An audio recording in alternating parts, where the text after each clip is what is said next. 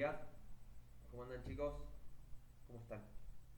Bueno, en el día de hoy la idea es empezar a conversar un poquito, ¿sí? Sobre un proceso que nosotros ya veníamos desarrollando. Nosotros desde que empezó el año venimos trabajando, ¿sí? Todo lo que es Latinoamérica a principios del siglo XX. La idea es poder continuar con eso, cerrar el ciclo de la primera, del primer cuarto de siglo eh, y después avanzar en las transformaciones económicas y sociales que se van a dar en América Latina en la segunda parte del siglo, ¿sí?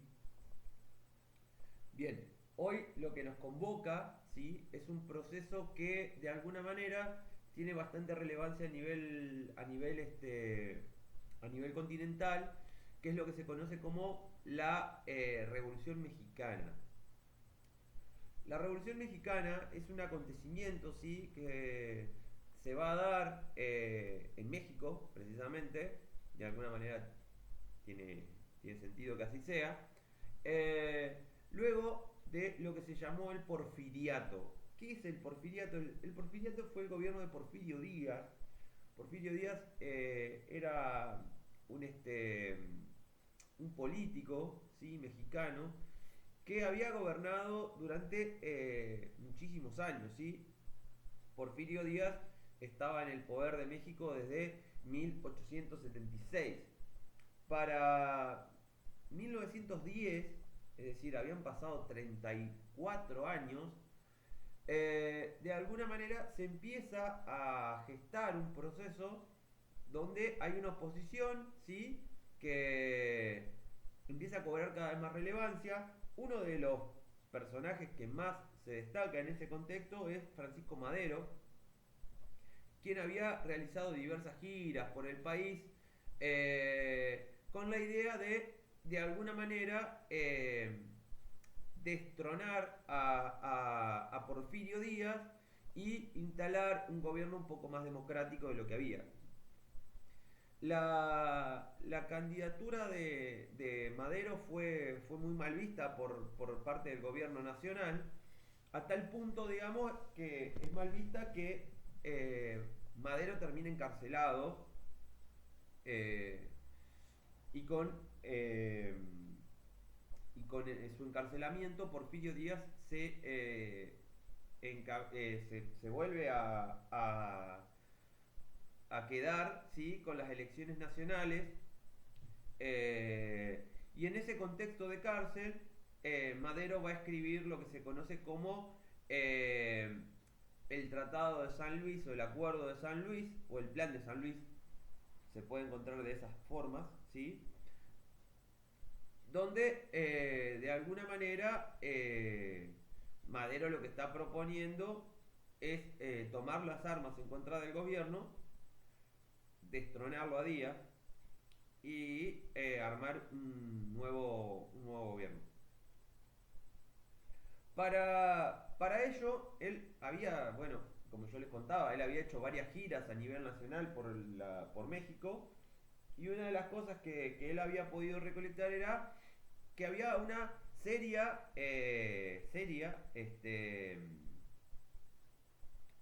una seria oposición a Díaz. La gente ya no soportaba más ese gobierno dictatorial, pero como los manejos eran tan turbios, digamos, de parte de Díaz, siempre terminaba ganando las elecciones, siempre se terminaba quedando en el poder.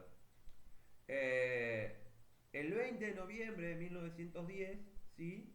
Se lleva adelante o comienza el proceso revolucionario mexicano, donde se establece directamente un conflicto armado que se inicia en el norte del país y que posteriormente se va a ir trasladando al resto del país, ¿sí? Porfirio Díaz, cuando el proceso revolucionario estalla, se, se exilia del país, se va a vivir a Francia. Y a partir de 1910 lo que se va a dar es una lucha bastante encarnizada por ver quién lo va a suceder a Porfirio Díaz. Está Francisco Madero, que como yo les decía era uno de los que había sido la cabeza, ¿sí?, del proceso revolucionario, y que en 1911 resulta electo como presidente. Desde el comienzo del mandato, Madero va a tener varias diferencias bastante claras con lo que son los otros líderes revolucionarios que ahora les voy a nombrar. Uno es Emiliano Zapata, ¿sí? Emiliano Zapata era un líder campesino del sur mexicano. Zapata es el autor de la frase, una frase muy importante y muy conocida: la tierra es para quien la trabaja, o la tierra es de quien la trabaja. Y otro de los líderes también que habían tenido, digamos, que había sido un líder del proceso revolucionario, es Pascual Orozco, con el que también el gobierno maderista va a tener diferencias. Lo que va a ir pasando, digamos, es que el mando de la presidencia va a ir cambiando de manos sucesivamente durante estos primeros años del proceso revolucionario, y donde no va a haber, digamos, no va a haber un líder claro. Los líderes que se van a mostrar más fuertes son Emiliano Zapata, que es un líder, como yo decía, campesino del sur mexicano, de la zona de Chiapas, ¿sí?, y que está más vinculado con los pueblos originarios del sur mexicano. Y el otro líder revolucionario importante que va a tomar mucha relevancia es Francisco Pancho Villa. Francisco Pancho Villa es un trabajador, si se quiere, ¿sí?, de lo que se conocía de un arriero, acá lo entenderíamos así. Él trabajaba en rodeos, llevando animales y demás. Gente muy curtida, digamos, por el trabajo. Él es un líder de los trabajadores y demás del norte de México, es decir, Zapata y Villa encarnan de alguna manera las dos realidades mexicanas. Si uno toma el mapa de México, se encuentra con que es un país muy extenso y que el norte es una zona muy seca, muy árida, muy parecida al Far West de los Estados Unidos. Cuando uno ve las películas de vaqueros de los Estados Unidos, esos territorios así todos secos, áridos, con mucha arena y cactus, es un poco lo que es el norte de México. Y el sur mexicano es una zona más selvática, más vinculada con la selva, más vinculada con los pueblos originarios mayas que vivían allí. Entonces son dos realidades muy distintas, las de Zapata y las de Pancho Villa, pero hay algo en lo que ellos coinciden, y es que son líderes de procesos son líderes y son referentes de un montón de gente que viene muy de abajo, digamos, de gente muy trabajadora, de sectores muy desfavorecidos, ¿sí? Entonces ellos llevan como esa especie de, digámosle de alguna manera, de mandato, ¿sí? Después va a haber otros políticos que van a andar dando vueltas tratando de quedarse con algún tipo de minucia durante el gobierno de Madero, como Félix Díaz, va a estar Venustiano Carranza y Victoriano Huerta, entre otros, ¿sí? Pero el proceso revolucionario básicamente ¿qué reclama el proceso revolucionario? Porque eso es algo que tampoco hablamos. El proceso revolucionario está reclamando igualdad, está reclamando trabajo, está reclamando tierras. La concentración de tierras en México era algo que se daba con una voracidad. Esta idea de latifundio que yo les planteaba en el trabajo anterior, bueno, en México estaba muy presente. Entonces, este proceso mexicano, ¿sí?, que arranca con esta revolución, de alguna manera está persiguiendo esto. Para 1913 el gobierno de Madero, que no se olviden, Madero había sido el iniciador de la revolución. El gobierno de Madero está muerto, ¿sí? Madero termina perdiendo a partir de un golpe contrarrevolucionario. Entonces, esa situación lo lleva a que haya un nuevo presidente, eh, que de alguna manera, eh, como es, que de alguna manera va a tratar de retomar el poder del Estado. ¿Quién es el que retoma quién es el que da el golpe de Estado? Victoriano Huerta. A partir de un levantamiento militar, con lo que con un proceso que se conoce como la decena trágica, ¿sí? Que termina con el asesinato de Madero, ¿sí?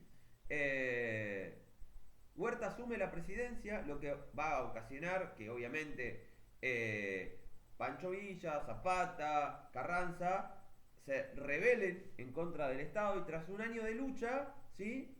Huerta renuncia y huye del país. Es decir, estamos en un proceso de cambios constantes, esto que yo les decía hoy, de que todo el tiempo va cambiando. A partir de este suceso se van a ir generando más asperezas entre los distintos sectores, ¿sí? Que habían luchado en contra de Huerta, que había matado a Carranza, lo que va a desencadenar nuevos conflictos, ¿sí? Entonces, ¿qué va a pasar? Se establece un acuerdo que se llama el Plan de Guadalupe, que va a convocar a todas las fuerzas, ¿sí? Para nombrar un líder único. En esa reunión, Eulalio se llamaba, sí, chicos, se llama Eulalio, va a ser designado presidente del país. Pero las hostilidades que no cesan eh, terminan generando, ¿sí? Que vuelva a haber hostilidades entre las distintas facciones de la revolución. Y en ese reacomodo de fuerzas, Zapata y Villa van a perder lugar. No solamente van a perder lugar, sino que para 1917 la presidencia de Carranza va a tener, digamos, como resultado eh, el asesinato de múltiples líderes, incluido el mismo Carranza, ¿sí? Es decir, era tal el nivel de lucha interna dentro del proceso revolucionario que se iba dando que no había una real dimensión de qué era lo que estaba pasando. Y entonces, para 1919, Emiliano Zapata, que era líder y que sostenía un ejército enorme del sur mexicano, es asesinado. Venustiano Carranza muere en 1920 y Pancho Villa muere en 1923. Entonces, en esta disputa por el poder, la Revolución Mexicana se terminó cargando un montón de líderes. Esa es la cuestión política. Ahora, ¿qué deja el proceso revolucionario mexicano? Porque nosotros lo que de alguna manera lo que tenemos que poder ver es eso, digamos, qué cambios o qué cambió en México, ¿sí? Para que realmente la revolución haya sido algo valioso, ¿no? En primer lugar, una de las cuestiones que más nos tienen que quedar en claro. Entonces, la Revolución Mexicana nos deja varios cambios sociales que nosotros, como yo les decía, tienen que quedarnos claros. En primer lugar, digamos, una de las cosas que realmente más va a cambiar es que va a haber sectores medios, ¿sí? Sectores de la clase media que van a empezar a acceder a la administración pública como trabajadores de la administración pública, ¿sí? Es una época donde empiezan a aparecer muchos funcionarios, ¿sí? Que venían de los sectores sociales intermedios. El ejército va a pasar a ser un actor preponderante dentro de la estructura política y social de México, y donde va a haber muchísimos puestos gubernamentales que van a tener algún tipo de relación con las Fuerzas Armadas, ¿sí? Otro cambio importante en la sociedad mexicana va a ser la acumulación de capital de los sectores más acomodados, de la clase alta, que van a concentrar una mayor cantidad de dinero y además otra cosa que va a cambiar es de alguna manera el traslado de muchos sectores del campo a la ciudad y las ciudades van a pasar a ser como cada vez más centros mucho más dinámicos, mucho más importantes, ¿sí? de la estructura social mexicana y ya la población rural queda marginada a solamente una parte de la sociedad. No es la mayoría como había sido antes del proceso revolucionario. Es decir, el proceso revolucionario tiende a concentrar mayores cantidades de población en las ciudades y genera ciertos éxodos en el campo que hacen que la población se traslade. Otra cuestión importante que trajo la Revolución Mexicana es la reforma agraria. La reforma agraria tiene como política el reparto de las tierras, ¿sí? A las poblaciones que no tuvieran capital para poder sostenerse a sí mismos en el campo. Eh, Van a surgir, ¿sí? Sectores sociales que van a reclamar tierra para poder trabajar y esto en el marco del proceso revolucionario va a darse un reparto de la tierra, ¿sí? ¿Cómo era el reparto? Básicamente había que inscribirse en un registro, en ese registro se constataba que uno tenía o no tenía la necesidad de la tierra y mediante un estudio, ¿sí? que hacía el Estado de México, le asignaba a ese campesino una parcela de tierra para que pudiera subsistir. Esto de alguna manera fue un parche temporal para los sectores del campo, ¿sí? Que no le cambió en gran cosa la realidad económica. Hay un par de notas, digamos, que cuentan que la realidad de las personas pobres del campo en México no cambió, digamos, con la reforma agraria, que seguían siendo pobres, que en algunos lugares la tierra que se daba era tierra casi que improductiva, entonces era muy difícil poder vivir de ello.